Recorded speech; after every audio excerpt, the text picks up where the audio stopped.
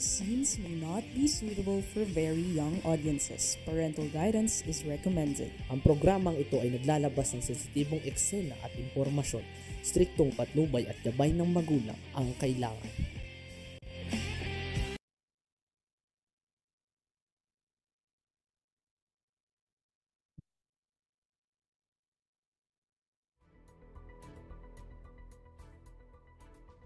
Okay. Isang magandang araw po sa ating lahat mga kapag-tweeted na po yung Bigod Telegramos para sa ating balitang halian. Magandang araw sa inyo lahat dyan. RV, magandang araw. And of course, tingnan natin ang ating kakasadahan sa araw na ito. Ayan. Siyempre nakita natin ang Balintawak Toll Plaza. No? Medyo okay naman, passable. Ganun din naman ang Mapulang Lupa.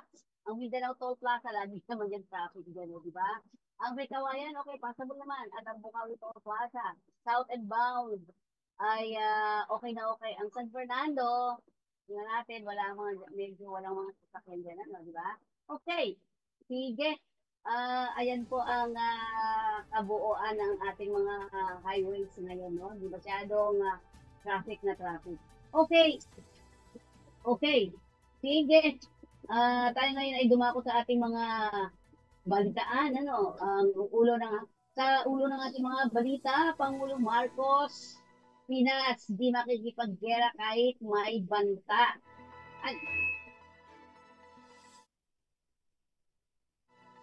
Umapila sa ombudsman na bawiin ang 6-month suspension order.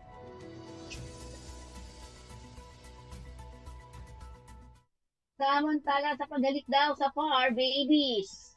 Kahit bakunado, delikado pa rin ayon sa DOH. Obispo at pari nagkasakitan sa simbahan. Ayun, tingnan natin ang ating mga balita dyan. At siyempre mula sa PIDEA, higit 9 bilyong halaga ng illegal drugs winasak ng PIDEA.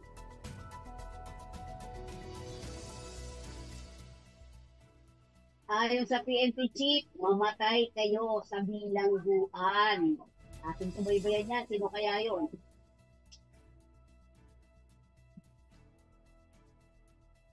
Leader ng Assume Balance Benta Scheme, Timbog. Bago tayo magdire-diretso sa ating programa, tayo muna tumingin ang ating mga, tingnan natin ang ulat panahon mula sa DOST Pantasa.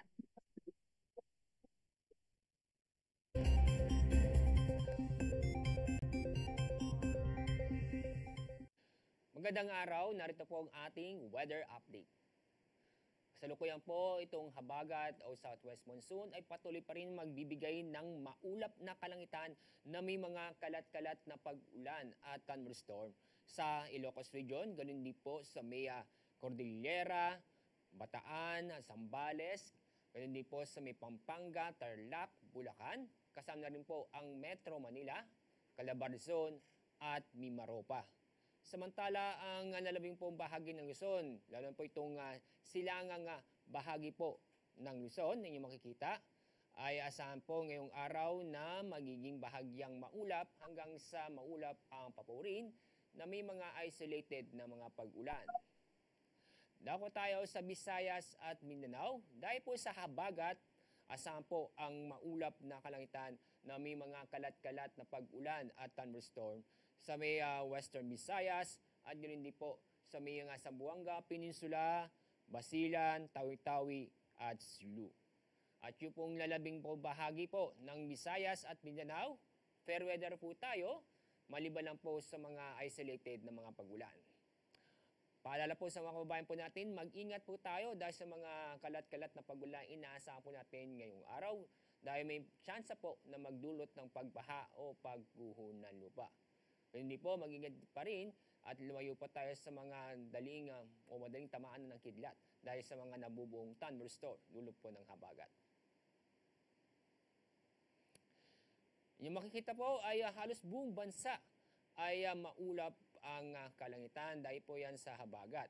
Inaasahan natin magpapatuloy ng epekto ng habagat sa ating bansa, lalo po sa kalurang bahagi nito, ngayon at hanggang sa 2 hanggang 3 araw.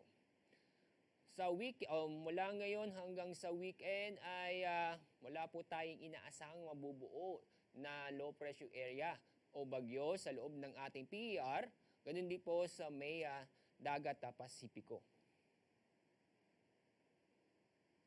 Sunrise po ay mamaya pong 5:26 ng umaga, sunset 6:24 ng hapon. Yan po ang ating weather update mula sa Pag-asa. Ako po si Alzar D. Aurelio.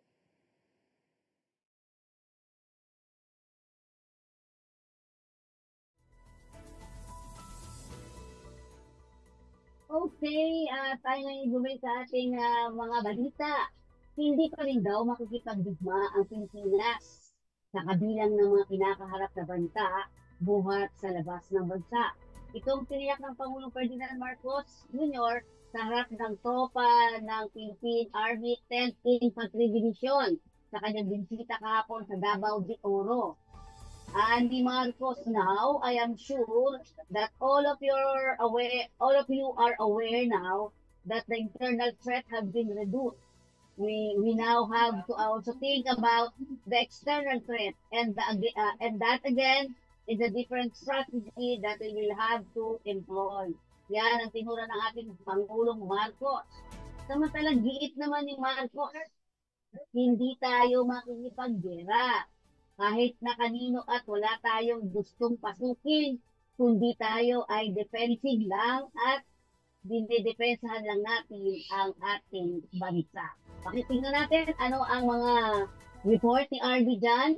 Arby! Mr. President, I noticed in your speech you mentioned many times about ASEAN centrality. You review the TAC, which your father signed, that show the bond of ASEAN. I think the ASEAN centrality is very important, but it's not, we cannot take it for granted. It comes from the ASEAN way, the three principles. First, mutual respect. Second, consensus building. Third, considerate other parties' comfort level. In my words, to put it simply, we can summarize it as three no's: non-intervention, and no use of force, and no hyping up hot spots. Only because of these principles strictly followed by ASEAN members and other stakeholders that we have ensured the ASEAN and East Asia at large for a long-lasting peace since the end of the colonial rules in history. So we cherish a lot. I fully agree with you. I support the centrality of ASEAN. And even some professor like Cassius Makboni, he suggests ASEAN is deserved to award a Nobel Peace Prize. I agree with him. Thank you very much. I think your question is, do you agree with me? So President Marcos, yes, please. My question is, President, in the eyes of the international community, some of your Philippines behavior in recent times, it now sounds like you really consider other parties' comfort level, and there is a risk of ruining the regional long-earned, long-lasting peace since the end of the colonial history. What's your comments on that? Thank you very much. Well, I cannot imagine what you must be referring to if the reference or the allusion is to the Philippines somehow tearing apart what we have agreed on with in ASEAN in terms of ASEAN centrality. Quite the contrary. I think if you examine more closely the remarks that I just made, I precisely focus on ASEAN centrality, and that the principles that are laid down that are involved in the concept of ASEAN centrality are some things that we must use to guide us. And if we have been distracted in the past years or so, then it's time for us to return and remember, once again, what ASEAN was created for. And that is to create an aggregation of nations that have very many common interests, and that can be, and that partnerships within that multilateral organization can help each other and help the region. And so the Philippines is still remains true to the principles that were established and upon which ASEAN was born. And I think, as I said, that many of these things we no longer speak of today, but we must, because they are as relevant today as they ever were, perhaps even more so, because the global situation is a great deal more complicated than it used to be before. I would even go far as to say there is no such thing as a regional issue any longer. We have all experienced the unexpected effects of the war in Ukraine, of the conflict in the Middle East, and all of these. And when we talk about the South China Sea, we have to also remember that the South China Sea is the passageway for half of the world trade. And therefore, the peace and stability of the South China Sea and the freedom of navigation of the South China Sea is a world issue. And that is what I am proposing. And I am saying that yes, it is a regional issue, but we must examine and be part of the discussion. We must include all parties in that discussion, because now it is not just ASEAN member states who are stakeholders, and it is quite easy to see that it is in fact the entire world that have become stakeholders in the peace and stability of our region. Okay. Samantala, siniguro naman ni Marcos na ginagawa niya lahat ng kanyang pamahalaan at militar, ang lahat para matiyak na may kapasidad ang lahat ng mga magagawa at ang mandato ng bawat isa ay ma-promote ang kaligtasan at seguridad ng teritoryo ng Pilipinas habang laban sa anumang banta. Kaya't din ni Pangulong Marcos ang mga sundalo na maging tagapamayapa sa pamamagitan ng paghihikayat sa mga komunista na magbalik loob sa ating bansa.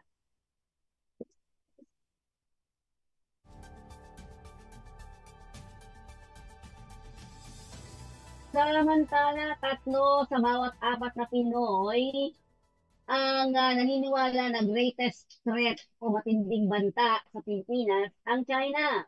Ito ay batay sa resulta ng tugon ng masa survey ng Okta Research na ginawa noong Marso taong kasalukuyan, na kung saan lumabas na 76% ng mga Pinoy ang nagsabing banta ang China sa Pilipinas.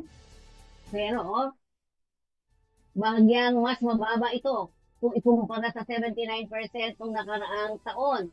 Nasa ikalawang pwesto naman ang Russia na may 7%, sumunod ang North Korea, Pakistan, Japan at Saudi Arabia na may tig-2 hanggang 1%. Nasa 5% naman ang naniniwala na walang bansa ang mananakit sa Pilipinas. Ang survey ay ginawa sa 1,200 na respondents.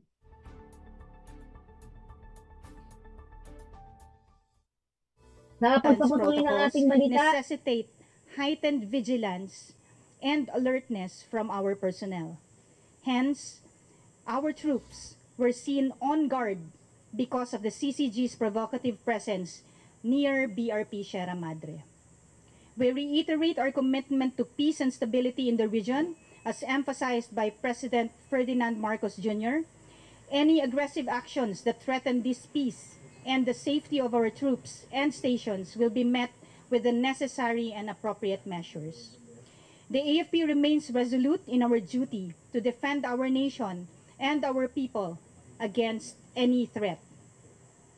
More on territorial defense operations in the West Philippine Sea will be discussed by our Philippine Navy spokesperson for the West Philippine Sea, Commodore Roy Vincent Trinidad. Thank you. Good morning, everyone. First and foremost, we have monitored 125 ships on the 8 features to include Panatag and Julian Felipe. This is more or less the same from the 122 from last week. We'll be giving you the data. Secondly, the other day, the PLA conducted an exercise in Sabina Shoal from 1100 to 1800. This was repeated also yesterday. We were able to monitor and challenge all their actions in Sabina Shoal. Likewise, we'll be showing you a video of the recovery of our airdrop materials, food supplies, and we'll also be debunking the videos being presented by the agents of the PLA online. Can we have the video? This slide shows the ribs of the PLA Navy rushing to pick up the essential food supplies that were airdropped to our detachment on board LS-57. Yung panay na baka nila. Next slide. Ipa-play mo lang yung video. Yung panay na baka nila. Lako. Wala. Lapitan nyo kanya nga, lapitan nyo kanya. Kinuha nila yung para drop. Yung item kaya lapitan nyo, yung item. Ayan yung item. Oo, talihan, ano na agad nila. Yung item yung lapitan nyo, yung item. Oo, may nahulog. Kunin niya nahulog, pang ano na.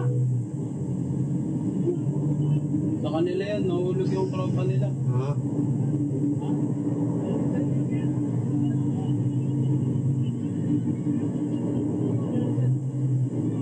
Nahulog. Yung item pa ninyo, yung parachute, kunin yung parachute.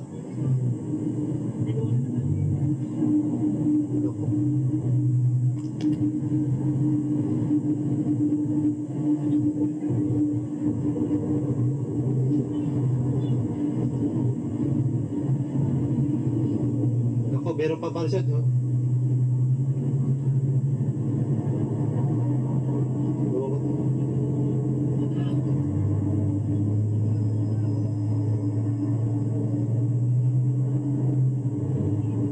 Tinadagkitan talaga nila.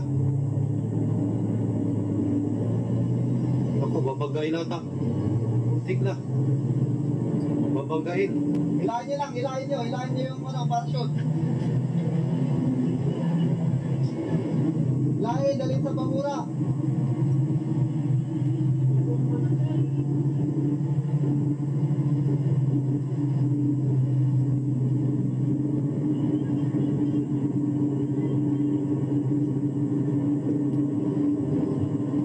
Medyo na makunan na, video ha? Video dito.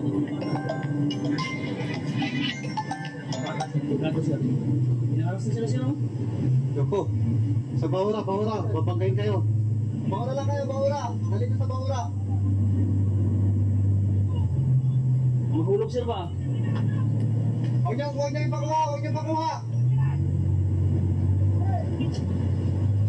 Yung mga baril natin, standby dyan sa sa gantab. Meron pa kayong ban sir? Yung mga baril natin dyan, standby nyo dyan. Sir, recover kayo sa naunang parada. Nakuha natin, nakuha. Good! Patuin na yan, patuin!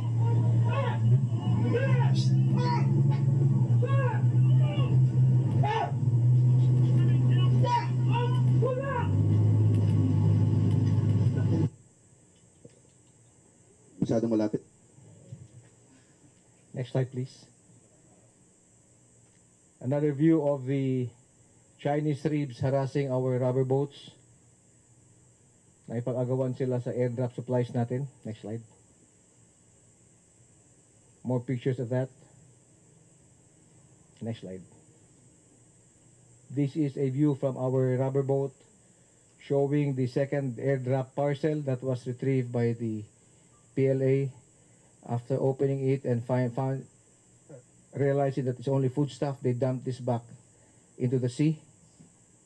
Contrary to what they circulate online that we are polluting the seas. Next slide. Food supplies of the troops at LS-57. Next slide. Again, this is the second package that was airdropped, retrieved by the PLA agents. They opened it thinking that there are some suspicious materials inside or equipment. When they realized it was all food stuff, they dumped this back into the sea. So we were able to retrieve what they dumped back. Again,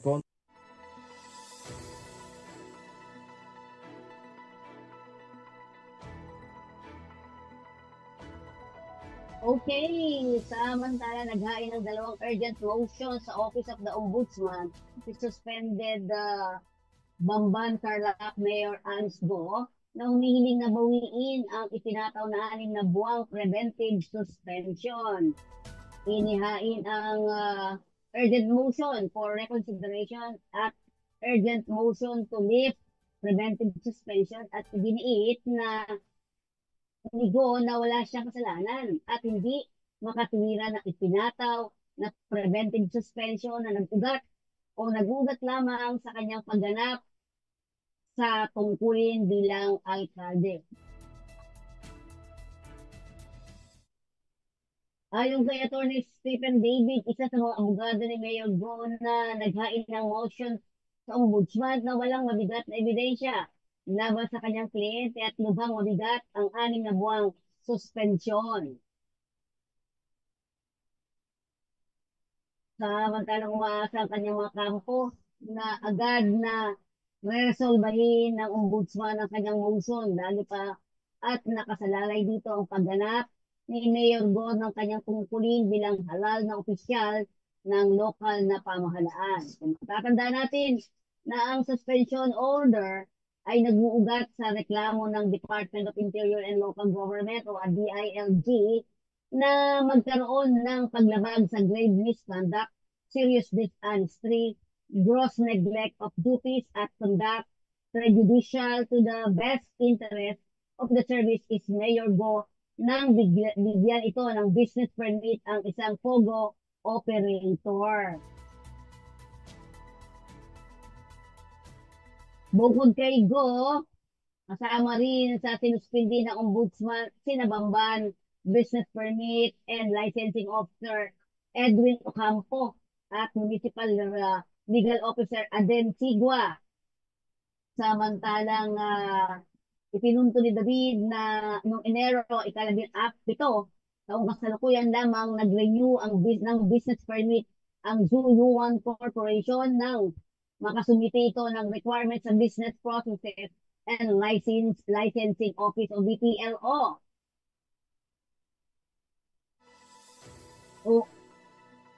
Umaasa sila agad na irekonsidera ng ombudsman ang kanilang inihaing motion. Samantala, nagpapaalala ang Department of Health sa mga pet owners ng iwasan ang paghalik o pagpapahalik sa kanilang mga alagang hayop gaya ng aso at pusa dahil sa mapanganib at maaring makuha sa laway nito kahit sila ay bakunado. Sinabi ni Health Assistant Secretary Spokesperson Albert Domingo na masama ang laway na makalipat sa tao tulad ng kalmot at kagat dahil nagdadala ito ng nakamamatay na rabies. Samantala, bukod pa sa rabies, delikado rin daw ang dalang mikrobyo ng laway ng aso at pusa. Sa paliwanag naman ni Domingo, delikadong nagpapahalik sa alaga. Di lang sa rabies, kundi pati ang iba pang mikrobyong laway ng aso o pusa ang dinaraanan ng rabies. Maski bakunado ang mga ito o alaga ninyo, kahit malinis pa ito, mahirap pa rin may posibilidad din na may rabies, mapakagat kalmot o madila ng aso o pusa, pwedeng mauwi sa rabies. Yan ang sabi ni Domingo. Ang rabies ay may 100% fatality rate, kaya lubhang mapanganib at hindi dapat ipagmawalang bahala ang naturang issue. Samantalang mahalagaan nila na makita ng doktor o nurse sa Animal Bite Center o pinakamalapit na ospital ang sitwasyon para malaman na kung kailangan bigyan ng post-exposure prophylaxis o bakuna dahil ang sintomas nito pwede umabot ng hanggang 1 taon bago makita.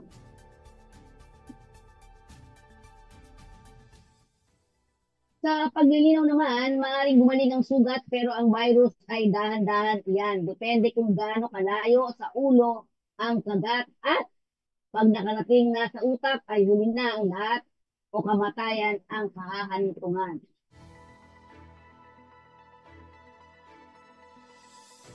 Samantalang datos ng DOH, may 169 kaso ng rabies na ang naitala sa bansa hanggang itong Marso.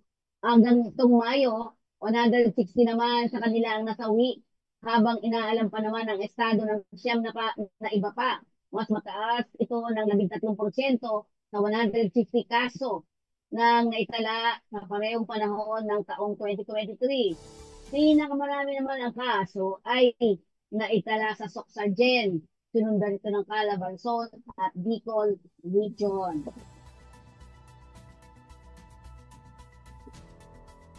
Samantala, isang obispo at pari ang sinasabing nagkasakitan sa loob ng isang simbahan sa Nagalangin Tondo sa Maynila nitong nakaraang Miyerkules dahil umano sa issue ng nakuhanan ng CCTV. Ayon kay Catholic Bishop Conference of the Philippines o CBCP, nagkaroon ng hindi pagkakunawaan sa Novaliches Bishop Antonio Tobias at Father Alfonso Balesa ng St. Joseph Parish sa Nagalangin Tondo, Maynila nitong nakaraang Miyerkules. Sa reklamo ni Father Balesa, tinangka siyang sakalin ng Bishop Tobias hanggang sa matumba siya. Hinala niya na pag-initan siya at pinapaalis sa parokya dahil sa ginawa nitong akusasyon tungkol sa katiwalian ng iba pang pari.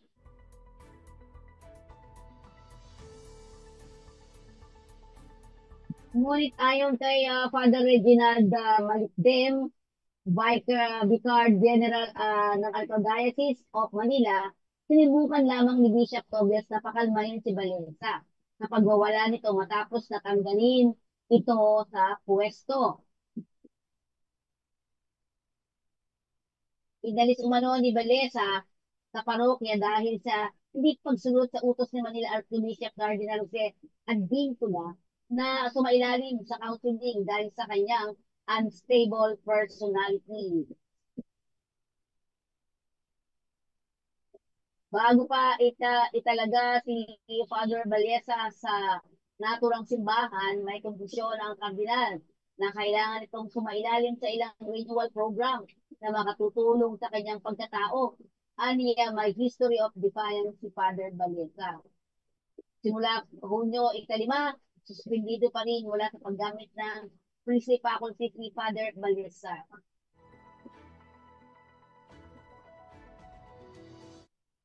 Samantalang mahigit na siyam na bilyong piso ang halaga ng mga illegal na droga na nasamsam ng Philippine Drug Enforcement Agency o PDEA mula sa kanilang mga operasyon ang winasak sa 13 Martinez Cavite. Nilinaw ng PDEA kasamang sinira sa 1.2 tonelada ang shabu na natabat sa barangay Pinagkurusan, Alitagtag, Batangas noong April 15. Sa paliwanag ni PDEA, sinunog ang mga illegal na droga sa Integrated Waste Management Incorporated, Barangay Aguado, Tres Martires, Cavite City, at batas sa utos ng korte. Samantalang binigyan diin ng PDEA na ang agarang pagwasak at pagsunog sa mga nakumpiska ay tama lamang ayon sa Department of Justice.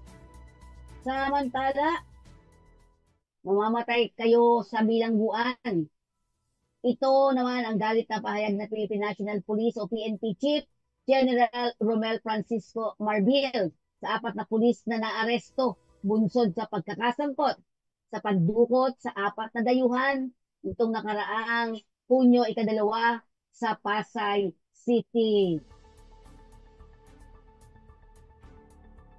Ayon kay Marbil, dismayado siya sa ganitong gawain ng ilang pulis sa kabila ng mga suporta at benepisyo na ibinibigay ng pamahalaan sa organisasyon.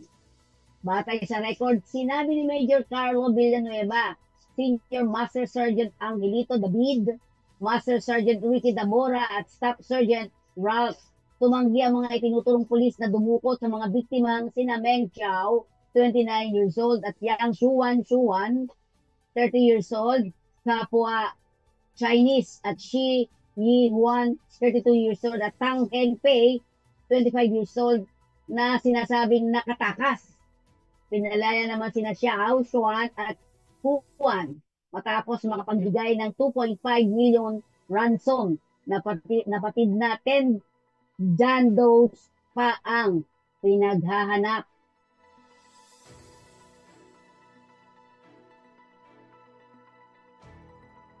Samantalang giniit ni Marbil, hindi niya hahayaan na sirain ng iilang pulis ang imahe ng PNP at sa halip ay handa silang tanggalin sa serbisyo ang mga mapapatunayang sangkot sa iba't ibang illegal na gawain.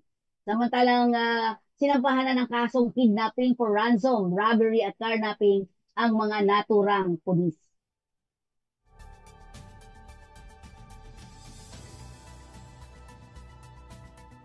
Samantalang, tingnan natin naman ang benta scheme na ito. Nadakip ng mga otoridad ang umano'y leader ng sindikato ng Assume Balance Benta Scheme sa kanyang bahay ng mamataan sa isang bangko ng isa sa mga nabiktima sa kasong large-scale estafa at carnapping. Sa ulat na isinumiti ng Regional Intelligence Division kay National Capital Region Police Office Chief Police Major General Jose Melencio Nartates Jr. Ayon sa kanya, inaresto si Eldrin Manuel Valdeabella, 38 years old, ng Quezon South Tower Commonwealth Residences, Batasan Hills, Quezon City. Nabatid na unang namukhaan sa loob ng isang bangko si Valdeabella ng isa sa kanyang mga nabiktima, kaya't inireport sa pulisya na nagsasagawa ng surveillance at intelligence operation sa loob ng 2 linggo. Nang positibo agad na kinalawit ang suspect nitong Hunyo, ika-4 sa kanyang bahay gamit ang e-warrant of arrest na inisyu ni Quezon City RTC Judge Dali Rose. Natukoy din na patong-patong ng warrant of arrest ang nakabinbin laban kay Valdeabella na kinabibilangan ng RA 10883 o tinatawag New Anti-Carnapping Act of 2016 na walang inirekomendang piyansa ang QCRTC 7. Count ng BP22 o bouncing check law ng Parañaque. MTC, 3 counts naman ng Article 315 ng RPC o estafa sa QCRTC. BP22 ng Las Piñas City, MTC, 4 counts ng BP22 ng Cabanatuan City, Nueva Ecija. MCTC naman ang 3 counts ng BP22 mula sa QC-MTC. 10 individual pa at isang kumpanya ang complainant ng suspect. Bukod pa rito, natuklasan na sangkot ang akusado sa swindling mula 2019 hanggang 2020, kung saan nakainganyo ng investor na magpondo sa peking soap business at casino financing sa pamamagitan ng Ponce scheme sa non-existing Red Dragon Group. Yan ang ating mga balita. Atin munang tunghayan ang ating RTVM.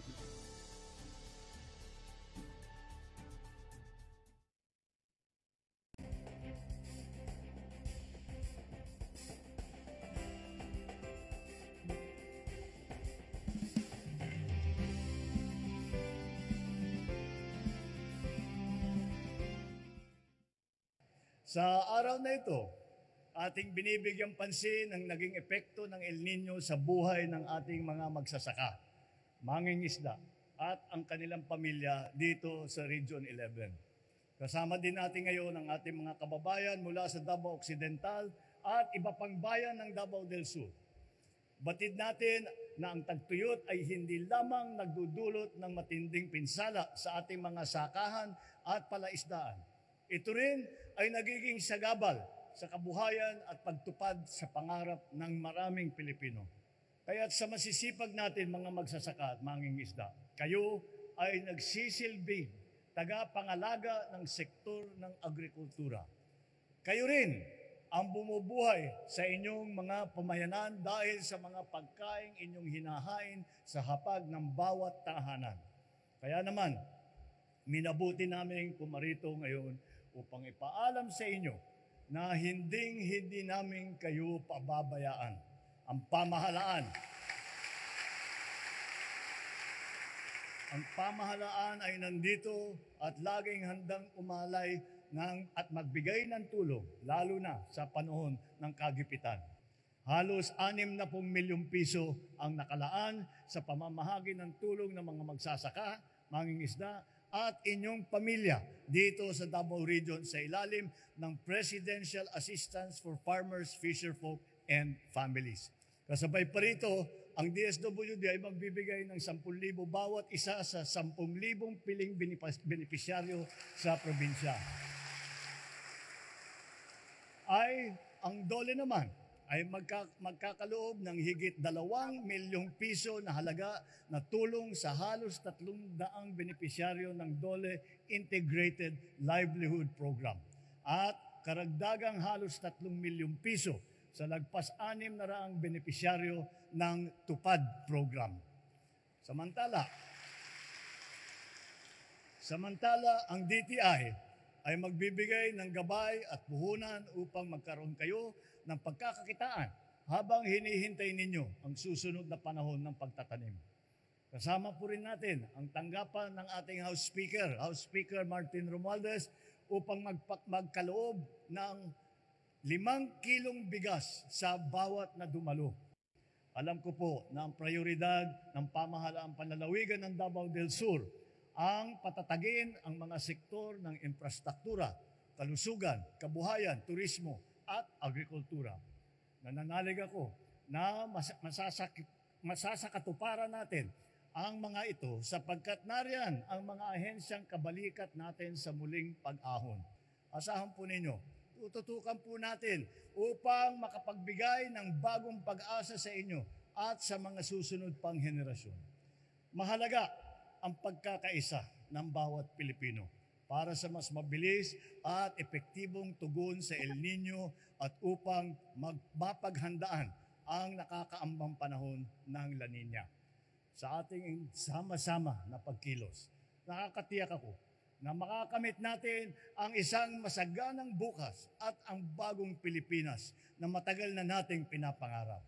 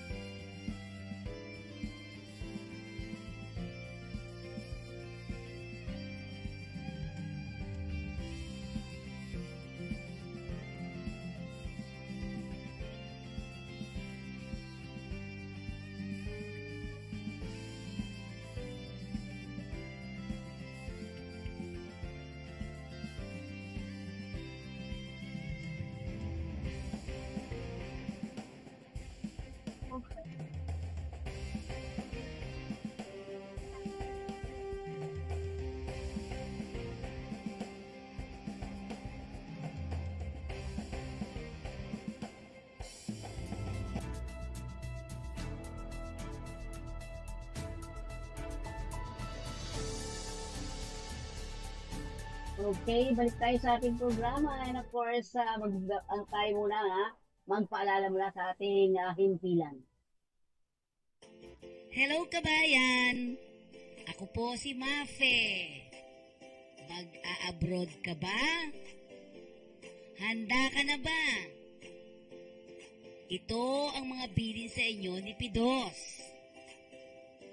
Isa-isip ang gusto mong makamit sa iyong pagtatrabaho sa ibang bansa.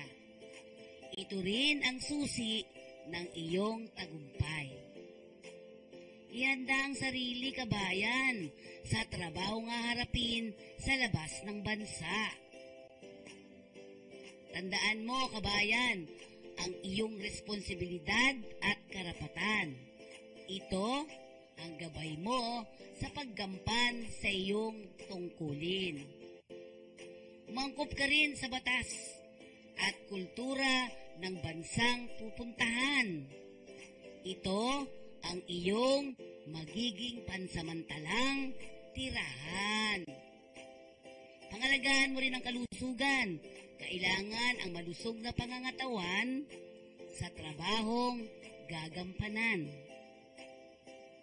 Buksan mo ang isipan sa bagong kaalaman at kasanayan. Ito ay hagdan sa muling tagumpay. Kabayan, pakipag-ugnayan sa pamilyang naiwan. Panatilihing buo ang pamilya kahit malayo ka.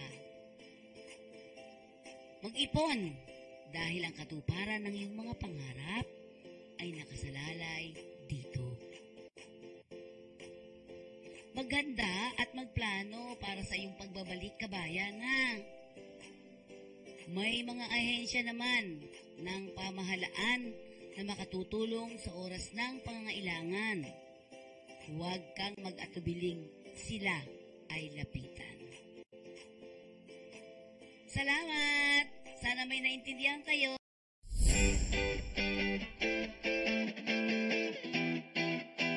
Ano nga ba ang RA 10022 o Migrant Workers and Overseas Filipinos Act of 1995? Ito ay batas na nakatuon sa proteksyon at pagsulong ng kapakanan ng ating mga kababayang OFW. Bakit nga ba mahalagang malaman ng bawat manggagawang OFW ang mga ito?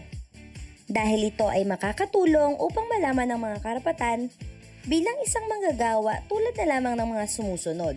Pagbabawal sa paniningil sa mga manggagawa ng illegal recruitment fees at iba pang panggastos.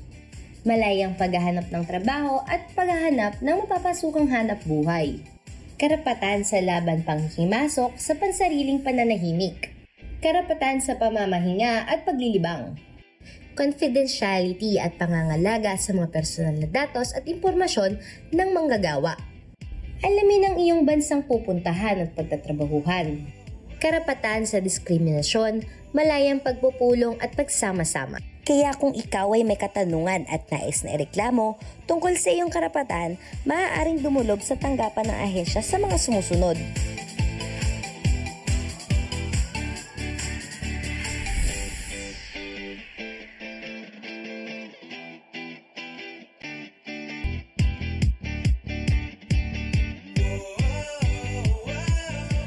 Ngayong alam mo na ang kalagahan ng iyong karapatan bilang isang manggagawa, huwag hayaan na ikaw ay busuin at ipaglaban ang iyong karapatan. Ingat kabayan!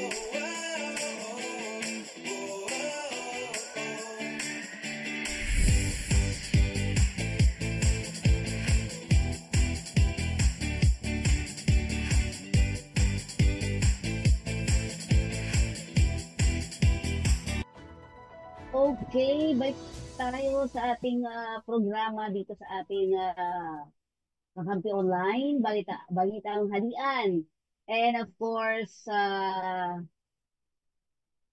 pakinggan naman natin, RV, yung mula sa Ukraine. Dahil di ba kung matatandaan natin, magkakaroon po ng isang Global Peace Summit nitong June 15. Tingnan natin, pakinggan natin ang presidente ng Ukraine. Mr. President. Thank you so much, Mr. President. Your team, we are very happy to be first time in Philippines. I'm sure not last. Thank you for this invitation, and we are very thankful to be in your country and which supports Ukraine, our territorial integrity and sovereignty. Thank you so much for your big word and clear position about us, about this Russian occupation of our territories, and thank you on your support on the, in UN Nations with your resolutions. Mr. President, I'm happy to hear today from you that you participate our peace steps to the peace. That's real thing what really want our people, just to bring peace to our homes. Yes, and thank you for participation of Peace Summit. That's very strong signal. Like I said, we have for today more than 100 countries. I think it's will be maybe not the last again, but the first very strong step on the way to peace. Yes. And I'm also very happy that this year we will open embassy in Manila. That's very good decision. Yes, that's certainly very good news, because we would very much like to continue to help in any way that the Philippines can through the multilateral, the United Nations, and even through other agencies such as the EU, such as the UN, and so we will continue to do all that we can to promote peace and to bring an end to the fighting and to come to a political.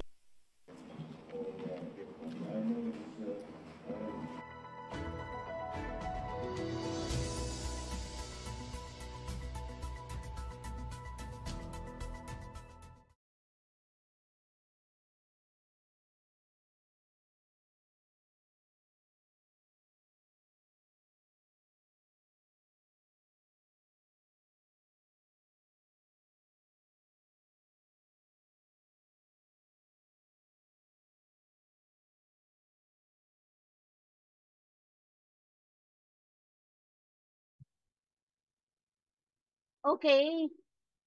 So, yan po ang ating balitang halian sa araw na ito. At maraming po salamat sa inyo lahat. Ito po yung Godfrey Nicodemos para sa ating balitang halian. See you Monday!